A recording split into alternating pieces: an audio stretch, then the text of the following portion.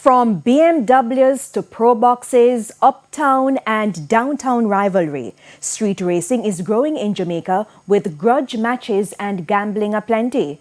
Hundreds of spectators gather weekly at different locations across the country to watch and sometimes bet on their favorite drivers.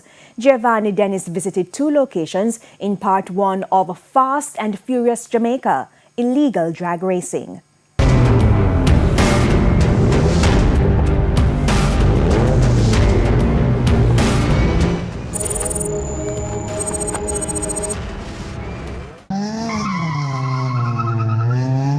Several times per minute, every few minutes, every weekend.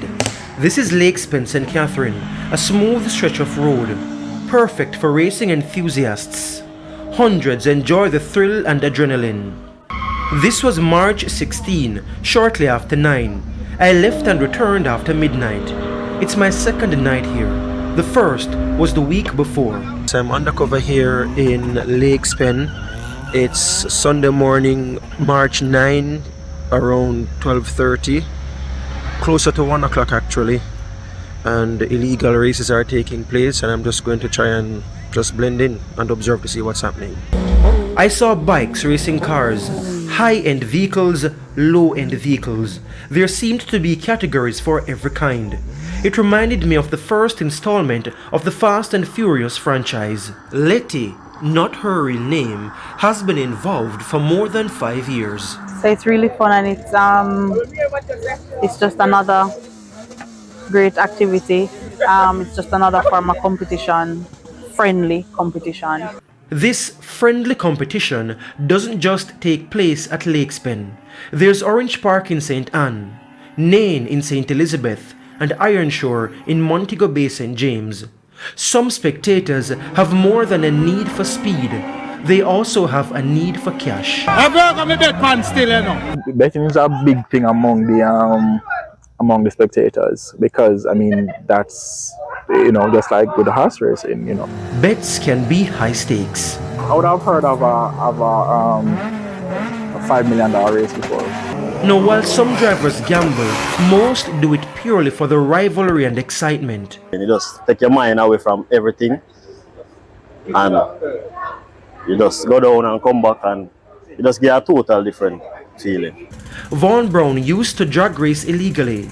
This is him in 2018 at Lake St. This was his final race. What the video doesn't show is when he nearly lost control because of how fast he was going. After this close call, he called time on illegal racing. You know, most of us, that's where it all started, and then the faster you get, you will realize that this thing is really dangerous, doing it in the streets. Here's what he means. Notice how close the spectators are to the vehicles. Yes, if something goes wrong, the casualties might be way more, right? But there's an understanding among the spectators that, you know, in the event that, you know, you're here, you're putting yourself at risk. So I'm now in Ironshore in Montego Bay, St. James, and just behind me is an area used for illegal drag racing on Sundays. But even spectators who come here sometimes know that the area is not fit for purpose. We need a specific facility to accommodate the drag racing. It's a good event, it's a good sport, but I don't think that, you know, here is the ideal place. Why? Why not? Because of the endangerment. Take, for example, this. Notice how close this vehicle drifts to the supporters.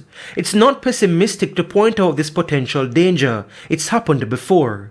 In 1993, a driver lost control of his vehicle and slammed into a crowd, hitting 5 people, killing 1. It happened at an unsanctioned drag racing event at Vernam Field in Clarendon. It has happened to me on the track where I'll leave, launch the car, and a axle broke and the car just straight to the right into the wall. And when you're at Lake St, as you mentioned, looking in front of you, all you can see is not wall, it's just people.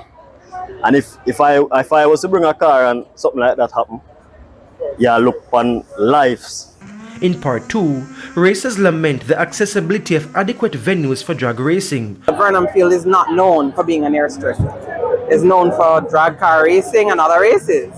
So I think it is being not utilized in the way that it should. While experts express caution. It needs to stop, and we have to do everything that we can to stop it. This need for speed is going to contribute to people driving recklessly. Giovanni Dennis, TVJ News.